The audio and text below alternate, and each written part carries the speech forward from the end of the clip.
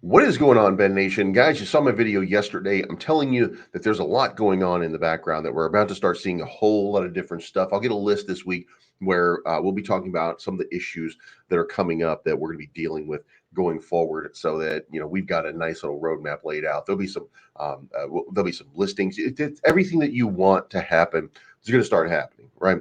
We're at the start of the new year. Vacations are over. All of the time. Look, Ben has decided that he owes you guys the performance that you want, and that's going to be a great thing for you. And I think that it's important that you understand that here it comes, and here's what we've got. What we've got is it's crazy, by the way.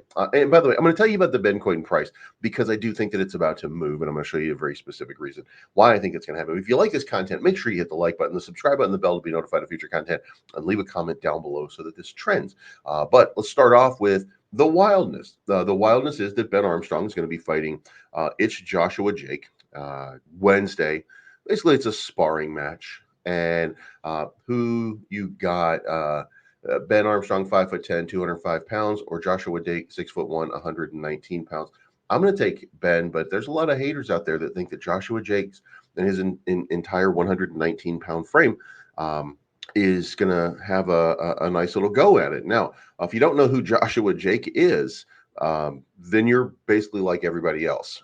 We have no idea who this guy is, but it has to be said, Hit Network has no sponsors. They have nobody who cares about them. They have nobody who watches their programming. They have 5 channels, no sponsors, nobody cares or anything like that. So what do? They reach out to TikTok and they find Joshua Jake. Now, I don't know the quality of Joshua Jake's content. I have to be honest with you. I'm not part of a community that would watch Joshua Jake, so I can't tell you whether it's engaging, endearing, or anything like that.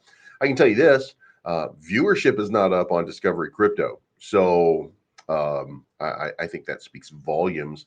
And maybe it takes time. Maybe, just maybe, Discover Crypto is just getting so bad at their job that they're basically about to quit YouTube, and maybe they're just going to go full-time TikTok, and maybe that was a good move for them. I have no idea what's going on over there.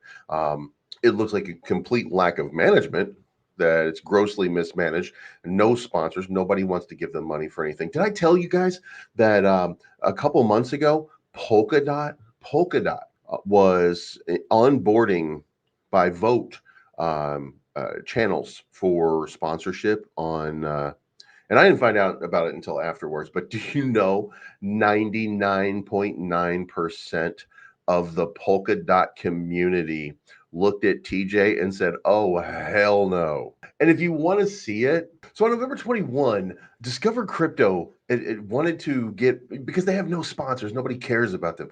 So they get sponsored, they want to get sponsored by somebody. So they go to Polkadot. Polkadot is onboarding everybody at this point. Now, there's all these kind of people right now. I don't find out until December, but I bet I would have got a better rate than this. Look at this.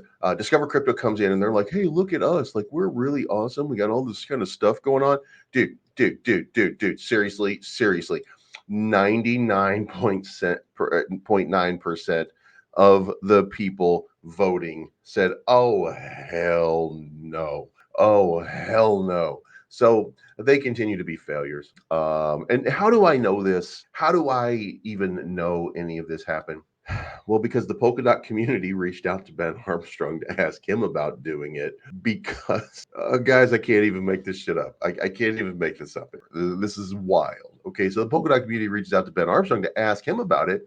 And they reached out because they were like, there is no way that we're going to do this with these donkeys. Like, this is absolutely crazy. What are we?